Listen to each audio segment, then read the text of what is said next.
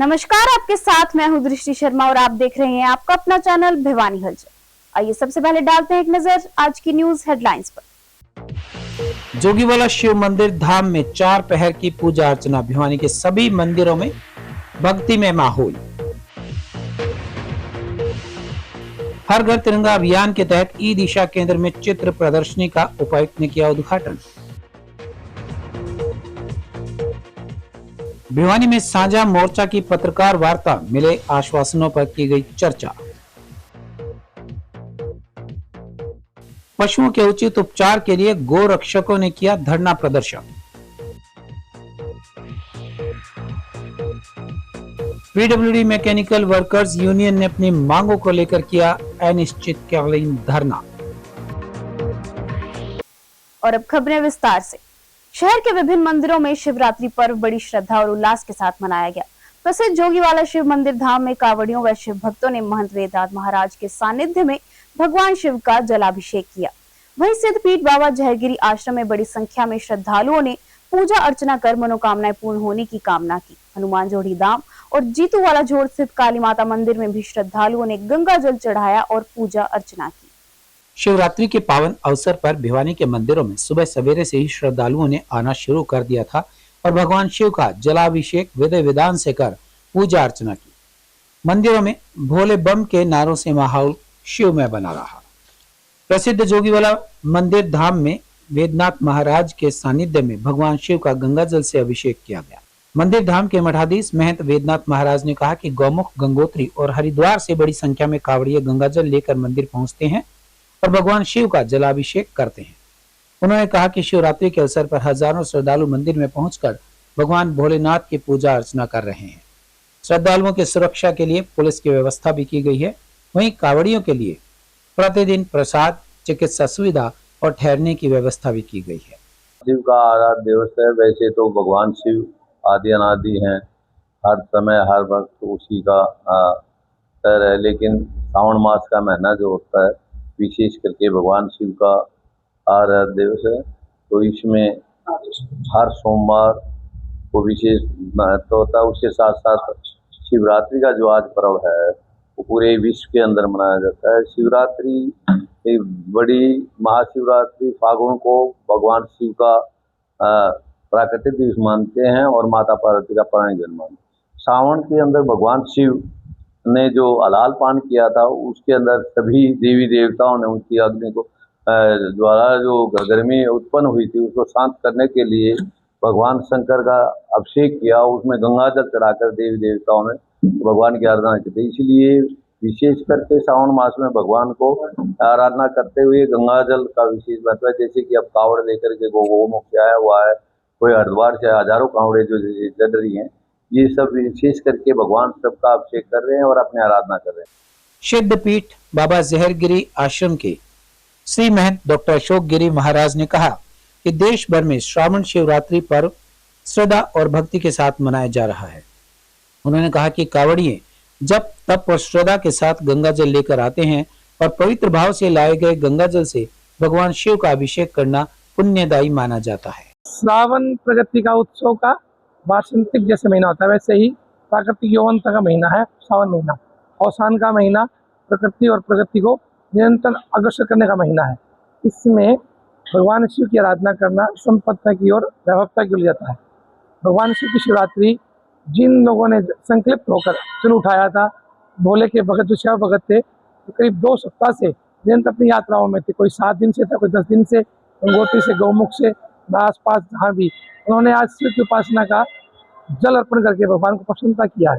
शिवरात्रि उत्सव यानी कि अपनी विवेकता को शुद्ध और स्वरूप देना ही शिवरात्रि है। हमारे द्वार से 31 तारीख को चले थे, हम इधर पहुंच गए। 7 तारीख को तो हम मैम पहुंच गए थे, फिर बाद में इधर आ गए थे। हम भिवानी बाबा जहरगिरी आश्रम में आ गए थे। कल आने के बाद इधर विश्राम करा, फिर बाद में अब गुरु जी से ये बनते खुलवा गए। अब हम दिन चला के अर्पित करेंगे, हमारा 5 समय दिन चलेगा। वहीं हनुमान जोड़ी मंदिर धाम में भी श्रद्धालु सुबह सवेरे ही पहुंच गए। हनुमान ढानी स्थित हनुमान जोड़ी मंदिर धाम के महंत चरणदास महाराज ने कहा कि शिवरात्रि पर बड़े उत्साह और श्रद्धा के साथ मनाया जा रहा है। भगवान शिव कल्याणकारी हैं और भक्तों द्वारा लोक कल्याण, शांति और सुख समृद्धि की प्रार्थना की जा रही है।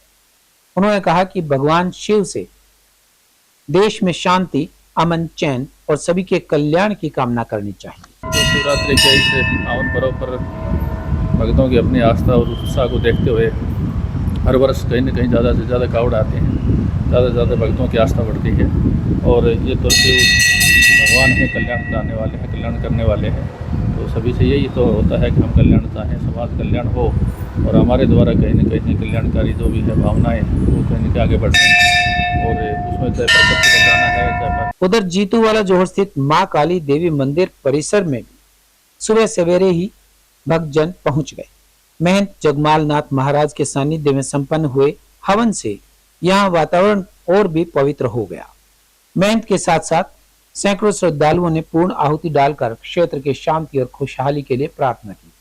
पूजा अर्चना और धार्मिक कार्यक्रमों के उपरांत मंदिर परिसर में जन सेवा की भावना को साकार करते हुए निःशुल्क आंखों व दांतों की जांच का शिविर आयोजन किया गया, जिसमें लगभग 200 से अधिक मरीजों ने पहुंचकर शिविर का लाभ उठाया।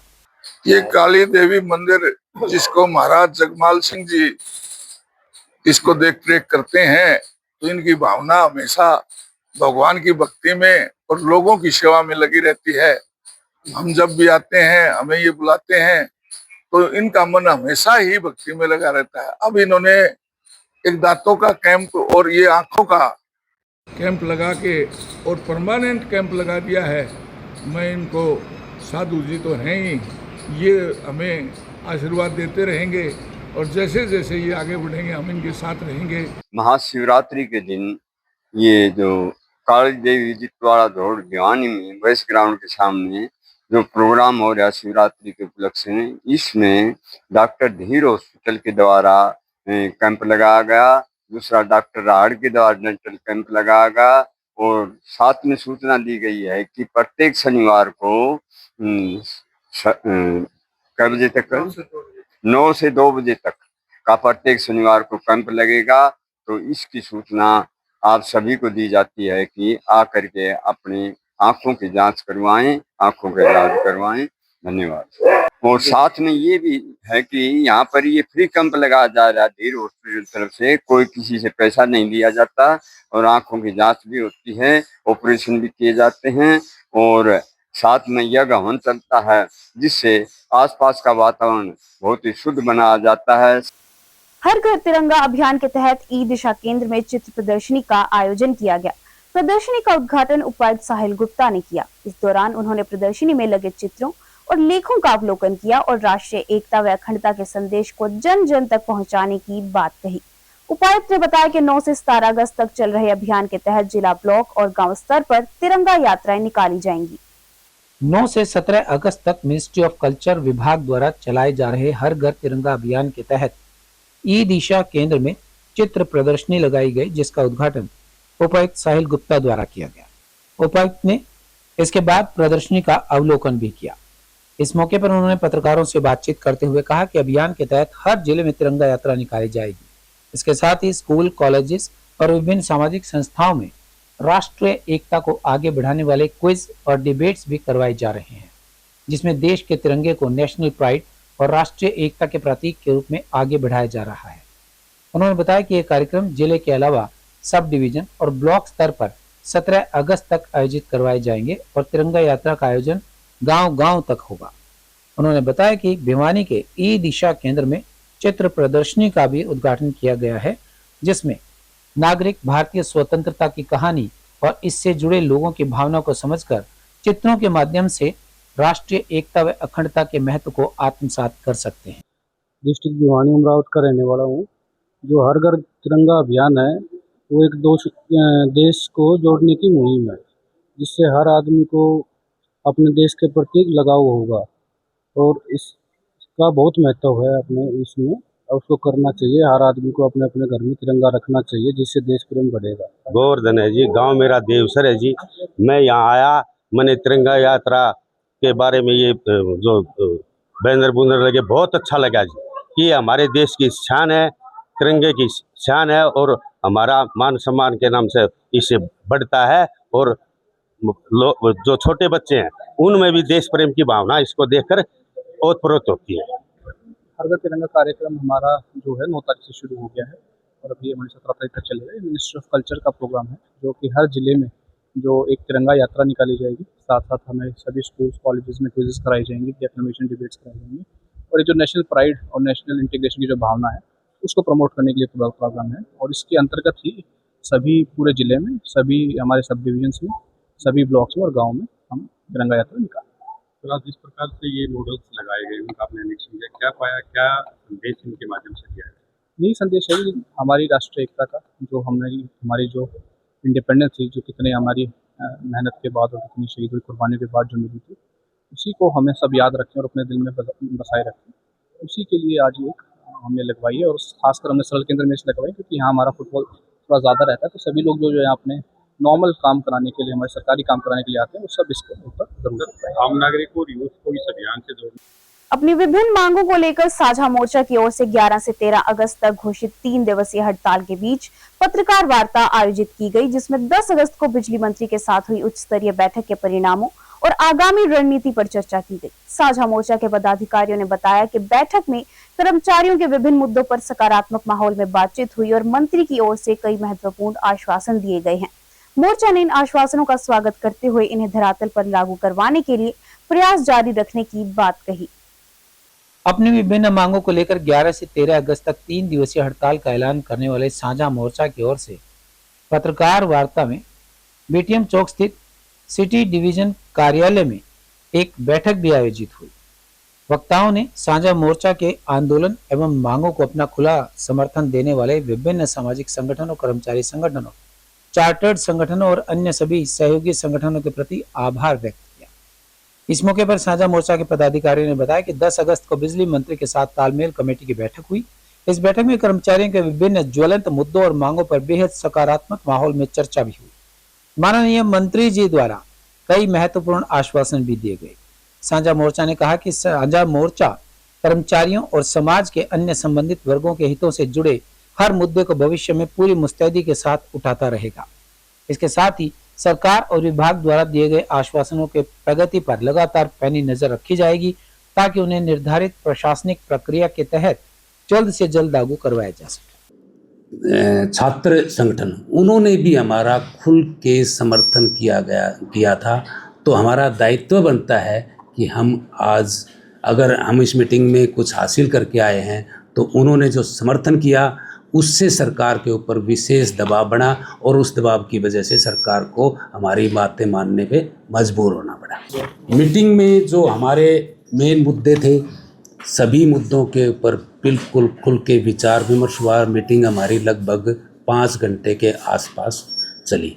उसमें जो हमारे मेन मुख्य मुद्दे थे, एग्रो डिस्कॉम के ऊपर माननीय बिजली मंत्री जी ने कहा कि अभी तक एग्रो डिस्कॉम की फाइल उनके पास नहीं आई है। ये केवल एक मुख्यमंत्री की घोषणा थी और अभी तक उस पर क्या होगा, वो सिरे चढ़ेगी नहीं चढ़ेगी, घोषणाएं बहुत होती हैं। अगर कोई इस तरह की बात आती है तो बिजली मंत्री ने आश्वासन दिलाया कि मैं उसका विरोध करूंगा और अगर कोई आगे बढ़ने की बात भी है तो मैं यूनियनों से बुला के बात करके तब उस पे आगे चर्चा करके। सही समय पर चिकित्सा उपलब्ध न होने के कारण हुई बछड़े की मौत पर गौरक्षकों ने धरना देकर आक्रोश जताया और पशु चिकित्सक विभाग की कार्यप्रणाली पर गंभीर सवाल उठाए। गौरक्षक संजय परमार ने बताया कि कुत्तों के हमले में घायल बछड़े को उपचार के लिए पशु अस्पताल में समय पर चिकित्सक उपलब्ध नहीं होने के कारण उसकी मौत हो गई। प्रदर्शनकारियों ने अस्पतालों में 24 घंटे पशु चिकित्सकों की उपलब्धता सुनिश्चित करने की मुख्य मांग की। गौरक्षकों ने शहर में घायल और बेसहारा पशुओं के उपचार की व्यवस्था को मजबूत करने की मांग उठाई। उन्होंने कहा कि सड़कों पर अनेकों बार पशु दुर्घटनाओं का शिकार होकर गंभीर रूप से घायल हो जाते हैं। ऐसे में पशुओं को अस्पताल तक पहुंचाने के लिए भी पर्याप्त व्यवस्था नहीं है। धरने पर बैठे गौरक्षकों ने प्रशासन के सामने सबसे प्रमुख मांग पशु अस्पतालों में 24 घंटे पशु चिकित्सक उपलब्ध करवाने की रखी। उनका कहना है कि शहर की बड़ी संख्या में लोग गाय और अन्य पशुओं को पालते हैं। इसके अलावा सड़क दुर्घटनाओं, कुत्तों के हमले और अन्य कारणों से आए दिन पशु घायल होते रहते हैं। प्रदर्शनकारियों ने कहा कि पशुओं के घायल होने के बाद उसके मालिक या गोरक्षक उसे किसी तरह अस्पताल तक तो पहुंचा देते हैं, लेकिन अस्पताल में डॉक्टर उपलब्ध न होने पर मेहनत बेकार जाती है। इसलिए सरकार और प्रशासन को पशु चिकित्सा सेवाओं को आपातकालीन सेवाओं की तर्ज पर मजबूत करना चाहिए। उन्होंने मांग की कि पशु अस्पतालों में दिन रात डॉक्टर की उपलब्धता सुनिश्चित की जाए। इसके लिए शिफ्ट के आधार पर चिकित्सकों की ड्यूटी लगाई जाए। साथ ही आपात स्थिति के लिए हेल्पलाइन या संपर्क नंबर जारी किया जाए ताकि जरूरत पड़ने पर पशु को तुरंत उपचार मिल सके। का ये धरना हमारा पशुपालन विभाग के लापरवाही के खिलाफ है। देखिए, अगर किसी इंसान को अगर कांटा भी लग जाता है तो उसको इमरजेंसी 24 घंटे सुविधा उपलब्ध रहती है, चिकित्सा सुविधा। लेकिन अगर बेजुबान को एक्सीडेंट हो जाता है, कोई बीमार हो जाता है, कोई जीव जंतु, कोई गौवंश बीमार हो जाता है, तो यहाँ पर इमरजेंसी कोई भी सुविधा नहीं है। आज हम देखिए, ये भी एक हक है इनका, बेजुबानों का, और इनका बुनियादी हक है, और ये बुनियादी हक हम लेके रहेंगे। इनके लिए लड़ाई लड़नी हमें आती है। आज की घटना ऐसे है कि सेक्टर 13 में 6:30 बजे के लगभग एक बछड़ा कुत्तों ने घायल कर दिया था। हमने वहाँ पे एम्बुलेंस भेजी। एम्बुलेंस भेजकर 7:15 बजे हम भिवानी के पोली क्लिनिक में पहुँच गए थे। भाई सोचा भी 7:30 बजे का टाइम होता है इनका, 7:30 बजे कोई ना कोई डॉक्टर आ जाएगा, व्यवस्था कर लेंगे। 8:10 तक कोई भी नहीं आया, ताले लगे हुए थे। हमने वीडियो बना ली। 8:10 तक ताले लगे हुए थे। 8:15 पे जाके वहाँ पे एक VLD आया है और इतने तक वो बछड़ी तड़प तड़प के मर चुकी। देखिए, किसी भी पशुपालन विभाग को अगर आप देखेंगे तो कोई भी हॉस्पिटल 9 बजे से पहले ताला नहीं खुलता, 10 बजे से पहले कोई चिकित्सा विभाग के अधिकारी नहीं आते, और 11 बजे से पहले वो कोई काम या सेवा नहीं करते, और 1-1:30 बजते ही वो घर पे भाग जाते हैं। कोई भी पशुपालन विभाग का VS है, वो अपने जिला मुख्यालय को छोड़ नहीं सकता, जिला मुख्यालय से। लेकिन अधिकतर पशु चिकित्सक या तो हिसार के हैं तो हिसार रहेंगे, रोहतक के तो रोहतक चले जाएंगे। ये गलत है। सुप्रीम कोर्ट की गाइडलाइन के अनुसार किसी भी बेजुबान को मौके पर चिकित्सा सुविधा उपलब्ध कराना इनका कर्तव्य है, और इनका बेजुबानों का हक भी बनता है। लेकिन पशुपालन विभाग के अधिकारी लगातार ये लापरवाही और ढुलमुल अपना रहे हैं। उसके खिलाफ आज हम सारे इकट्ठा हुए हैं। और हमारा एक बछड़ा आज घायल हो गया था, वो मर गया। एक सांड बामला के अंदर एक्सीडेंट हो गया था, वो भी चिकित्सा के अभाव में मर गया। देश के अंदर आज गौ माता की हालत बड़ी दयनीय है। आप देख सकते हैं किस प्रकार से गाय की हालत इस देश और प्रदेश के अंदर बनी हुई है। शासन और प्रशासन ने एक मुहिम चलाई थी। देश के अंदर एक प्रशासन ने एक एम्बुलेंस सर्विस चलाई है, और हरियाणा में उस एम्बुलेंस सर्विस के लिए लाखों करोड़ों का बजट लागू है, परंतु धरातल पे एम्बुलेंस सर्विस कहीं नहीं चल रही। जो पूर्व कृषि मंत्री ने तो शुरुआत की थी, अगर वो एम्बुलेंस सर्विस होती तो ये बेजुबान नहीं मरते। हमारी प्रशासन और शासन से मांग है कि बेजुबानों के लिए इमरजेंसी सेवा लागू की जाए, और ताकि इनको राहत मिल सके और इनकी जान बच सके। PWD मैकेनिकल वर्कर यूनियन ने प्रशासन और सिंचाई विभाग के अधिकारियों के खिलाफ गंभीर वादाखिलाफी का आरोप लगाया। यूनियन ने अपनी मांगों को लेकर कार्यालय के बाहर अनिश्चितकालीन धरना शुरू किया। यूनियन पदाधिकारियों का आरोप है कि 4 अगस्त को अधिकारियों के साथ हुई बैठक में कर्मचारियों की विभिन्न मांगों पर सहमति बनी थी, लेकिन तय समय बीतने के बावजूद समस्याओं का समाधान नहीं होने से कर्मचारियों में रोष है। Haryana government PWD mechanical workers union संबंध सर्व कर्मचारी संघ हरियाणा ने अनिश्चितकालीन धरना शुरू किया। यूनियन के जिला प्रधान अनिल बागड़ी व जिला सचिव सोमवीर पालुवास ने कहा कि गत 4 अगस्त को संगठन और अधिकारियों के बीच औपचारिक वार्ता हुई थी। इस बैठक में कर्मचारियों के लगभग सभी ज्वलंत मुद्दों और मांगों पर आपसी सहमति बनी थी, और अधिकारियों ने 5 अगस्त तक समस्याओं का समाधान करने का आश्वासन भी दिया था। लेकिन अभी तक कोई समाधान न होने के कारण यूनियन में भारी रोष व्याप्त है। उन्होंने चेतावनी दी कि कार्यालय पर नारेबाजी, घेराव और जुलूस जैसे कदम उठाने के लिए उन्हें विवश होना पड़ेगा। इसकी पूरी जिम्मेदारी विभाग के अधीक्षक अभियंता और उनके कार्यालय की ही होगी। मैं Somvir Paluwas PWD mechanical worker union का जिला सेक्रेटरी।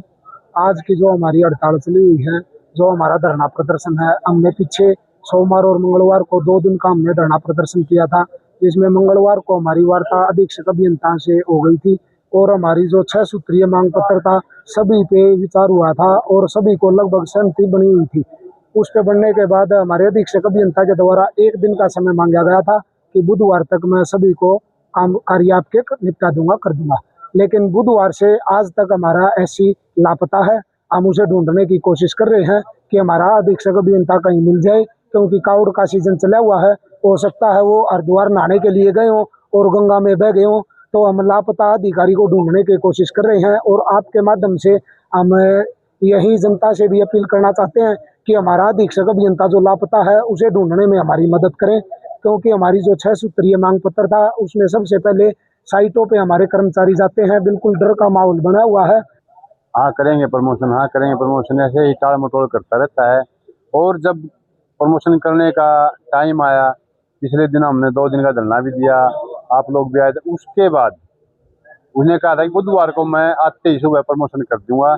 आज तो मैं कुछ कागज डिवीजन से लेने दे, आज तो नहीं हो सकती, कल कर देंगे। और अब जाने से पहले एक नजर आज की न्यूज हेडलाइंस पर। जोगीवाला शिव मंदिर धाम में 4 पहर की पूजा अर्चना, भिवानी के सभी मंदिरों में भक्तिमय माहौल। हर घर तिरंगा अभियान के तहत ई दिशा केंद्र में चित्र प्रदर्शनी का उपायुक्त ने किया उद्घाटन। भिवानी में साझा मोर्चा की पत्रकार वार्ता, मिले आश्वासनों पर की गई चर्चा। पशुओं के उचित उपचार के लिए गो रक्षकों ने किया धरना प्रदर्शन। पीडब्ल्यूडी मैकेनिकल वर्कर्स यूनियन ने अपनी मांगों को लेकर किया अनिश्चितकालीन धरना।